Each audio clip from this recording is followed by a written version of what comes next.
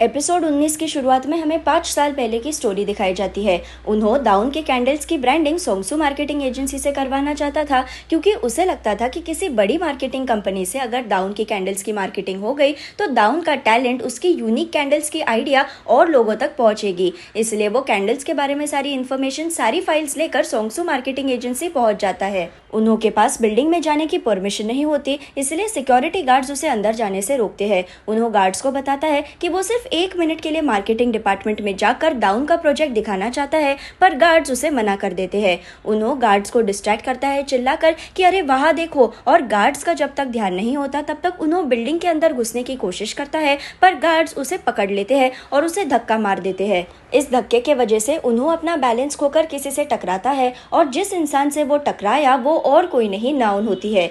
इस बीच उन्हों के हाथ की फाइल्स और नाउन के हाथ की फाइल्स दोनों नीचे गिर जाती है, और उन्हों माफी मांगते हुए इन फाइल्स को बिना सोचे समझे इकट्ठा करता है। उन्हों बिना चेक किए कुछ फाइल्स नाउन को दे देता है और बाकी की फाइल्स वो खुद के पास रखता है। नाउन अपनी फाइल्स लेने के बाद वहां से चली जाती है, क्योंकि आज उसका एक बहुत बड़ा प्रेजेंटेशन होने वाला था, और उतने में उन्हों को दिखता है कि नाउन अपना आईडी कार्ड उठाना भूल गई है। वो इस आईडी कार्ड को चेक करता है और उस पे लिखा होता है कि नाउन मार्केटिंग डिपार्टमेंट में काम करती है। उन्हों आईडी वापस देना चाहता था, पर गार्ड्स उसे फिर से अंदर जाने से रोकते हैं, और इसलिए उन्हों इस आईडी कार्ड को अपने पास रख लेता है।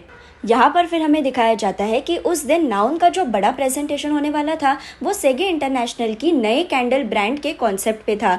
नाउन उस वक्त एक जूनियर थी, उसे ज़्यादा एक्सपीरियंस नहीं था, फिर भी उसकी सीनियर डायरेक्टर ने इस प्रोजेक्ट पे उसे काम करने दिया, क्योंकि उसे लगता था कि नाउन में बहुत पोटेंशियल है। पर बाकी के डायरेक्टर्स इस बात से खुश नहीं थे। नाउन प्रेजेंटेशन के लिए अपनी फाइल्स ओपन करती है, पर उसे शॉक लगता है क्योंकि उसकी फाइल्स गायब हो चुकी है। उसके पास जो फाइल्स है वो किसी और की है, और फिर नाउन को याद आता है कि जब वो सुबह ऑफिस आ रही थी तब वो उन्हों से टकराई, और उसी वक्त शायद उनके फाइल्स की अदला बदली हो गई। पर यह बात नाउन किसी को अब बता भी नहीं सकती, क्योंकि जेहा और बाकी के डायरेक्टर्स उसके प्रेजेंटेशन के लिए रुके होते हैं। नाउन इस अपॉर्चुनिटी को खोना नहीं चाहती थी, उसे मिले हुए मौके का वो फायदा उठाकर जेहा को इम्प्रेस करना चाहती थी। नाउन खुद को शांत करके उसके पास जो दाउन की फाइल्स गलती से आ गई है उसे चेक करती है, और नाउन को रियलाइज होता है कि दाउन के प्रोजेक्ट का भी कॉन्सेप्ट कैंडल्स के बारे में ही है, और नाउन के पास और कोई ऑप्शन नहीं होता। इसलिए वो दाउन के कैंडल्स की इंफॉर्मेशन, कैंडल्स को बनाने की आइडिया को जल्दी से याद करके जेहा के सामने दाउन के कॉन्सेप्ट का प्रेजेंटेशन दे देती है,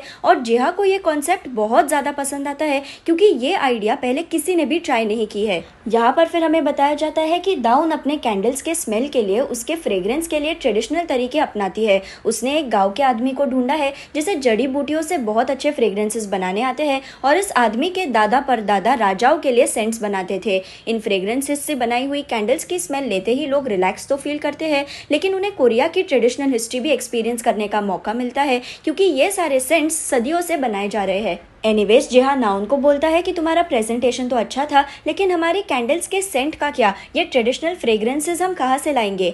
नाउन बोलती है कि मैं उस पर रिसर्च करना स्टार्ट करती हूँ, पर जेहा उससे पूछता है कि क्या तुमने इस टॉपिक पे प्रेजेंटेशन दिया तो तुम्हें इस सब के बारे में ऑलरेडी पता होना चाहिए था। तुम्हें सारी इन्फॉर्मेशन पता होनी चाहिए कि कौन हमारी ब्रांड की कैंडल्स के लिए सेंट्स बनाएगा। मैं तुम्हें 1 हफ्ते का टाइम दे रहा हूँ, 1 हफ्ते में मुझे तुम कैसे भी करके ये ट्रेडिशनल फ्रेग्रेंसेस ढूंढ के दो। और नाउन हाँ बोल देती है। प्रेजेंटेशन होने पर नाउन की सीनियर डायरेक्टर उसे अकेले में बोलती है कि तुम्हारा कॉन्सेप्ट तो कुछ अलग ही था, अचानक से ये ट्रेडिशनल कैंडल्स का कॉन्सेप्ट कहाँ से आ गया। पर जाने दो, ये आइडिया भी ज़बरदस्त है। याद रखो, अगर तुमने अच्छा काम किया तो तुम्हारा सोंगसू मार्केटिंग एजेंसी का मैनेजर बनने का सपना पूरा हो सकेगा। और नाउन ये बात सुनकर खुश हो जाती है। यहाँ उन्हों घर जाते वक्त दाउन को कॉल करके बताता है कि कैसे वो उसका प्रोजेक्ट सोंगसू मार्केटिंग एजेंसी को दिखा नहीं पाया, और दाउन बोलती है कि जाने दो, मेरा काम जैसे चल रहा है वैसे ही चलने दो, मुझे किसी मार्केटिंग की जरूरत नहीं है। पर उन्हों बोलता है कि कुछ भी हो जाए, मैं तुम्हारी कैंडल ब्रांड को फेमस बनाऊंगा, क्योंकि तुम्हारी आइडियाज बहुत अच्छी है। उतने में उन्हों को रियलाइज होता है कि उसके हाथों में जो फाइल्स है वो दाउन की नहीं, नाउन के प्रोजेक्ट की है। इसलिए वो फिर से एक बार सोंगसू मार्केटिंग एजेंसी में जाता है फाइल्स वापस देने के लिए, पर नाउन से बात करने से पहले ही गार्ड्स उसे बिल्डिंग से निकाल देते हैं। यहाँ नाउन को टेंशन आ जाता है कि वो जेहा के कैंडल ब्रांड के फ्रेग्रेंसेस 1 हफ्ते में कहाँ से लाएगी, और वो फिर से दाउन की फाइल्स चेक करती है। नाउन जेहा को इम्प्रेस करने के लिए अपना प्रमोशन पाने की लालच में अपने मॉरल्स भूल जाती है और सोचती है कि अगर उसने दाउन से आइडियाज कॉपी भी कर ली फिर भी किसी को कुछ पता नहीं चलेगा, क्योंकि दाउन की ब्रांड को ज़्यादा लोग नहीं जानते और इसलिए नाउन वर्ड टू वर्ड दाउन का कॉन्सेप्ट कॉपी करती है। अगले दिन फिर यूमी और जंगवू के साथ मिलकर नाउन उस आदमी से मिलने जाती है जिससे दाउन अपने कैंडल्स के लिए ट्रेडिशनल फ्रेग्रेंसेस बनवाती है। आदमी यूमी, नाउन और जंगवू के आईडी कार्ड देखकर चिढ़ जाता है और बोलता है कि तुम सोंगसू मार्केटिंग एजेंसी वाले फिर से आ गए मुझे परेशान करने के लिए। मैंने कितनी बार कहा है कि मैं तुम्हारे साथ काम नहीं करना चाहता। मैं मेरे ट्रेडिशनल तरीकों के सेंट्स तुम्हारे जैसे बिजनेस वालों को नहीं बेचना चाहता। नाउन भी हार मानने नहीं वाली होती, इसलिए वो आदमी को चालाकी से कहती है कि मैंने सुना कि तुम्हारा बेटा बहुत बीमार है और तुम्हारे पास उसके इलाज के लिए पैसे नहीं है। देखो, मैं तुम्हें 2 दिनों का टाइम दे रही हूँ। 2 दिनों में तुम तुम्हारे सेंट्स मुझे बेच दो और बदले में ढेर सारे पैसे लेकर अपने बेटे का इलाज करवाओ। नाउन फिर इस आदमी को एक कॉन्ट्रैक्ट दे देती है और नाउन, यूमी और जंगवू फिर वहाँ से चले जाते हैं। उनके वहाँ से जाने के बाद उन्हों इस आदमी को मिलने आता है। जब उसे दिखता है कि आदमी का बेटा बेहोश हो गया है और उसकी नाक से बहुत खून बह रहा है, हमें फिर दिखाया जाता है कि बेटे की हालत खराब होने पर आदमी डर जाता है। वो अपने बेटे को बचाना चाहता है, अपने बेटे का इलाज करवाना चाहता है और उसके लिए उसे पैसे की ज़रूरत होती है। इसलिए वो नाउन की डील एक्सेप्ट करके अपने फ्रेग्रेंसेस सोंगसू मार्केटिंग एजेंसी को बेचने का डिसीजन लेता है ताकि इन सेंट्स को कैंडल बनाने में इस्तेमाल किया जा सके और बदले में उसे पैसे मिले। जैसे ही इन कैंडल्स को मार्केट में लॉन्च किया जाता है, उन्हें बेचा जाता है, वैसे ही ये कैंडल्स फेमस हो जाती है क्योंकि इन कैंडल्स का कॉन्सेप्ट, उनकी स्मेल बहुत यूनिक है। हर कोई इस कैंडल को खरीदना चाहता है। बड़े लोगों से लेकर बड़े होटल वाले सब इस कैंडल के दीवाने बन जाते हैं। कोरिया के बाहर से भी इन कैंडल्स की डिमांड आने लगती है और इस सक्सेसफुल प्रोजेक्ट के वजह से जेहा बहुत खुश होता है। जेहा नाउन को बोलता है कि तुम्हारी आइडिया की वजह से आज हमारी इतनी कैंडल्स बिकी जा रही है, बताओ तुम्हें इसके बदले में क्या चाहिए। और यहाँ ये सीन कट हो जाता है। इन कैंडल्स की पॉपुलैरिटी की वजह से नाउन को भी बहुत फेम मिलता है क्योंकि उसने ये कॉन्सेप्ट सामने लाया और जब उन्हों को पता चलता है कि दाउन की आइडिया चोरी करके सोंगसू मार्केटिंग एजेंसी वाले और नाउन पैसे कमा रहे हैं, उनकी तारीफ की जा रही है, तो उन्हों को बहुत गुस्सा आता है। वो अकेले सोंगसू मार्केटिंग एजेंसी के बाहर प्रोटेस्ट करता है कि नाउन ने एक छोटी ब्रांड से ट्रेडिशनल सेंट की आइडिया चुराई है, पर गार्ड्स उसे पकड़ लेते हैं। उन्हों कैसे भी करके गार्ड्स की पकड़ से भागकर बिल्डिंग के अंदर घुस जाता है और रिसेप्शन टेबल पे रखे हुए फोन नंबर्स की लिस्ट में से नाउन का फोन नंबर याद कर लेता है। बाद में उन्हों नाउन को कॉल करके बोलता है कि हमारी फाइल्स की उस दिन अदला बदली क्या हो गई कि तुमने मेरी फ्रेंड की पूरी आइडिया चुरा ली। नाउन बेशर्मों की तरह जवाब देते हुए कहती है कि कौन सी आइडिया, कौन सी चोरी, तुम मुझे 1 हफ्ते में प्रूफ ला के दिखाओ कि मैंने ये कॉन्सेप्ट चोरी किया है। और नाउन फोन कट कर देती है। यहाँ दाउन डिप्रेशन में चली जाती है जब उसे पता चलता है कि उसकी पूरी आइडिया नाउन ने चोरी की है और उसके आइडिया से बनी हुई कैंडल से सोंगसू मार्केटिंग एजेंसी को बहुत फायदा हो रहा है। सारे न्यूज आर्टिकल्स ने नाउन की भर भर के तारीफ की होती है क्योंकि उसने इतने बेहतरीन कैंडल्स के कॉन्सेप्ट को मार्केट में लाया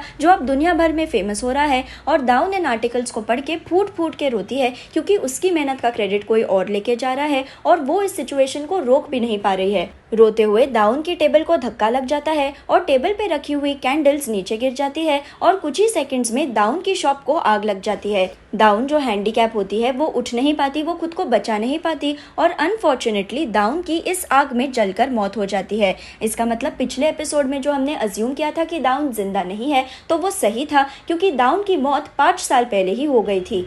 जब उन्हों को दाउन की मौत के बारे में पता चलता है वो बहुत ज़्यादा डिस्टर्ब हो जाता है। एक पल में वो गुस्से से पागल हो जाता है, दूसरे पल में वो फूट फूट के रोने लगता है क्योंकि दाउन की कोई गलती ना होने पर भी उसे ये सब कुछ झेलना पड़ा। और तभी उन्होंने डिसाइड किया कि वो दाउन का सच दुनिया के सामने लाएगा और ना उनको सबक सिखाएगा। और पिछले 5 सालों से उन्होंने इस बदले की प्लानिंग की है। हमें फिर पिछले एपिसोड का सीन दिखाया जाता है जहां HQ मोटर्स की मीटिंग में नाउन और उन्हों का सिर दुखने लगता है। उन्हें टेम्पल की घंटी की आवाज़ सुनाई देती है और इस बीच दोनों को दाउन की जिंदगी की, उसकी कैंडल्स की झलक के, उसकी मेमोरीज दिखती है। जब उन्हों और नाउन का सिर दुखना बंद हो जाता है उन्हें रियलाइज होता है कि उनकी आत्माएं फिर से एक्सचेंज हो गई है। उन्हों जो नाउन की बॉडी में फंसा है वो जल्दी से HQ मोटर्स के ओनर को बोल देता है कि मैं इस प्रोजेक्ट पे काम नहीं करना चाहता और उन्हों की बॉडी में फंसी हुई नाउन जल्दी से उन्हों का मुंह बंद करके ओनर को कहती है कि हम किसी और दिन प्रेजेंटेशन देने आ जाएंगे और नाउन उन्हों को कमरे से खींचकर बाहर लेके जाती है। दोनों उन्हों और नाउन ने अभी अभी दाउन की मेमोरीज देखी होती है, इसलिए नाउन उन्हों पे चिल्लाती है कि तुम्हारा प्रॉब्लम क्या है, तुम्हें क्या लगता है कि तुम सिर्फ अकेले हो जिसे मुश्किलें सहन करनी पड़ी है? नहीं, मैं भी बहुत प्रॉब्लम से जा चुकी हूँ। उन्हों बोलता है कि मुझे पता है कि कैंडल कंट्रोवर्सी के बाद तुम्हारी टीम को पनिशमेंट मिली, पर उस पनिशमेंट का फायदा ही क्या हुआ? तुम अपनी जिंदगी नॉर्मल तरीके से जी रही हो, तुम कंपनी के टॉप पोजीशन पे पहुंच गई हो और तुम्हें तुम्हारी किए हुए हरकतों का कोई पछतावा भी नहीं है। तुम्हें याद भी नहीं है कि मैं कौन हूँ, तुमने 5 साल पहले क्या किया था। इसलिए मैं यहाँ आया ताकि मैं तुम्हारी गलतियों का एहसास तुम्हें करवा सकूं। नाउन इरिटेट होकर कहती है कि क्या तुम हमारी आत्माओं को एक्सचेंज कर रहे हो? उन्हों कहता है ये मुझे नहीं पता, पर मुझे पता है कि भगवान ने जरूर मेरी दुआओं का जवाब दिया है। मैं पिछले 5 सालों से हर दिन प्रे कर रहा हूँ कि नाउन को बर्बाद होने दो, उसे तड़पने दो, मुझे नाउन की बॉडी में जाने का मौका दो ताकि मैं उसकी गलतियों को दुनिया के सामने ला सकूं। नाउन बोलती है कि ये क्या फालतू की बातें कर रहे हो तुम, ये क्या बकवास है? तो उन्हों बोलता है कि तुमने जो मेरी दोस्त की मेहनत चोरी की, क्या वो बात फालतू नहीं थी? मुझे लगा था कि इतने सालों में तुम्हें अपनी गलतियों का एहसास हो जाएगा, पर तुम तो होपलेस हो। नाउन उन्हों को पकड़कर उसे किस करने जाती है और चिल्लाती है कि मुझे मेरी बॉडी वापस दे दो, और उन्हों उसे रोकते हुए बोलता है कि तुम इतनी सेल्फिश कैसे हो सकती हो, तुम एक घटिया इंसान हो। और यहाँ पर एपिसोड 19 खत्म हो जाता है। अगर आपको मेरा वीडियो पसंद आए तो उसे लाइक जरूर कीजिए और मेरे चैनल को सब्सक्राइब करना ना भूले। Thank you.